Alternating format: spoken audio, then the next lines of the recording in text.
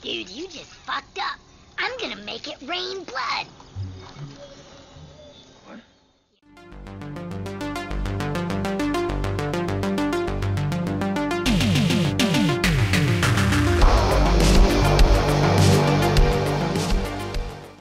A giant monster movie with a hard rock twist. We are talking Dead Ant. This one is directed by Ron Carlson and stars Jake Busey, Tom Arnold and Sean Astin. Now the story of this one focuses on this group of aging rock stars. They have once had a one-hit wonder. They were kind of stars of the 80s and kind of in their glam rock days. And now they kind of just, they shadow their former selves. You know, scrabbling for a time to get back to the kind of the big life. And they are on the road, going across the desert, trying to go to some type of festival, which is a kind of a knockoff Coachella type event, in hopes of kind of reigniting their fading fame. Along the way, they stop off at this kind of Native American seller of peyote, and he warns them that if they take this particular drug, they will experience an all-time fantastic high, but they must obey the rules of nature and not harm a living creature, and this includes things like insects. Of course, you can probably guess that advice goes out the window, and they're attacked by swarms of giant ants, and every time they kill them, they come back with bigger ants. So it's a kind of a race across the desert and across the varying kind of like difficult situations that they get themselves into. Can they survive? That's all I'll say about the plot. You have to watch the movie to find out any more than that.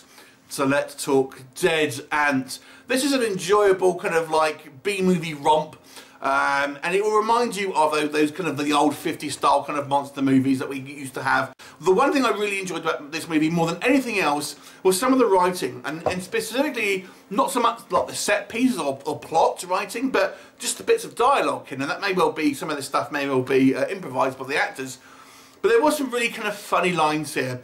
And this movie has a wry sense of humour that takes swipes at everything from PC culture to kind of like rock music cliches, even kind of films of our past cast. Obviously you've got Sean Astin here, there's a little joke about Hobbit, stuff like that.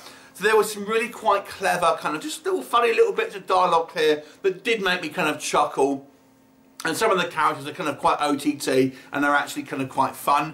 So you'll kind of enjoy being in the company of this kind of group of individuals, at least for some of the time here. And once the kind of the carnage starts going, it doesn't stop. I mean, this movie goes full pelt and never kind of slows down once we kind of get those attacks from these kind of giant ants. And it is properly OTT, you know, silly fun. It really doesn't make a lick of sense by design. It's just a kind of a fun kind of B-movie experience. Or at least that's what it tries to be. So what doesn't work for me? Okay, so although I kind of do like the characters, we get to a certain point in the movie where I've had enough of them just shrieking throughout the whole film. So it gets, once we kind of have these the attacks, it just seems to be one scene after another of people screaming and shrieking, and very little kind of plot progression.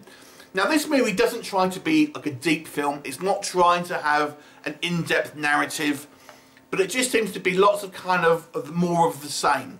So when we get our kind of ant attacks, that's all you're going to get for the rest of the film.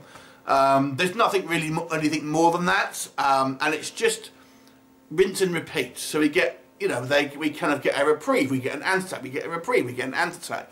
And every time all the cast are kind of shrieking and screaming, and it becomes a little bit tiresome, I have to say, after a while. The effects fall on the poorer side. Now, lower budget films, they're never going to have the effects of a kind of a blockbuster. So I try to be a little fairer in regards to my expectations when it comes to VFX and stuff like that. But I've got to say, the CGI for this was particularly bad.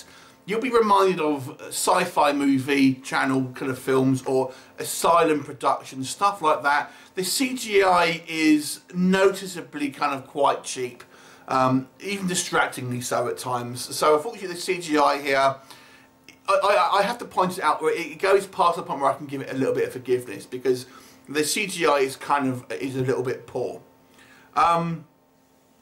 And like I said, the plot doesn't try to do anything deep, but it just comes across as a little bit jumbled. and kind of really just like I've said, a bit repetitive after a while.